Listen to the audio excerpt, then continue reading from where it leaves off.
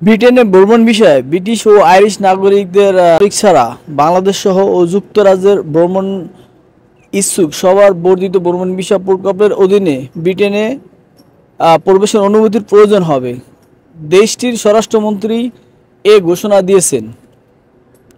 Home secretary Yvette Cooper ঘোষণা দিয়েছেন, চলতি বছরের নভেম্বর থেকে কয়েকটি দেশের পর্যটকদের ভিজিট ভিসা ছাড়াই যুক্তরাজ্যে প্রবেশের জন্য 10 পাউন্ড ফি দিতে হবে।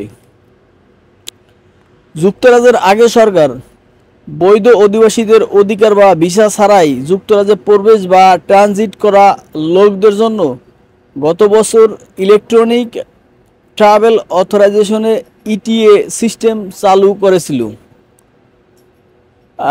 এটিও বর্তমানে কাতার, বাহরাইন, কুয়েত, ওমান এবং সংযুক্ত আরব আমিরাত, সৌদি আরব এবং জর্ডানের নাগরিকদের জন্য প্রযোজ্য, কিন্তু নভেম্বর থেকে এটি ইউরোপীয় ব্যতীত অন্য সকল নাগরিকদের জন্য প্রযোজ্য হবে। আগামী বছরের মার্চ থেকে এটি ইউরোপীয় নাগরিকদের জন্য আরও প্রসারিত হবে।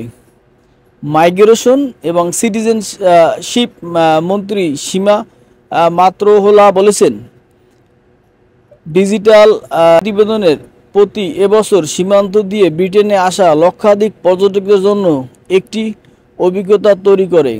আমরা যুক্তরাজ্য পর্যটকের স্বাগত জানাই। তারা আমাদের পর্যটনে 32 বিলিয়নেরও বেশি অবদান রাখেন। এটিও বিশ্বব্যাপী সম্প্রসারণ, নতুন প্রযুক্তি ও আধুনিক অধিবাসন ব্যবস্থা যুক্ত করার মাধ্যমে নিরাপত্তা বাড়ানোর জন্য আমাদের প্রতিশ্রুতি নিশ্চিত করে।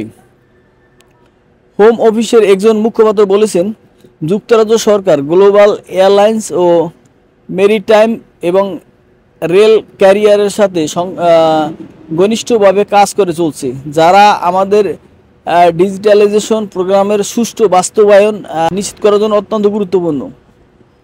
নতুন নিয়মের কারণে জর্ডানের নাগরিকরা আর ইটিএ নিয়ে যুক্তরাজ্যে ভ্রমণ করতে পারবে না, তবে এমন ভ্রমণকারীদের জন্য 4 সপ্তাহের ট্রানজিট পিরিয়ড থাকবে, যারা ইতিমধ্যে একটি ইটিএ নিয়ে ভ্রমণের বুকিং নিশ্চিত করেছে।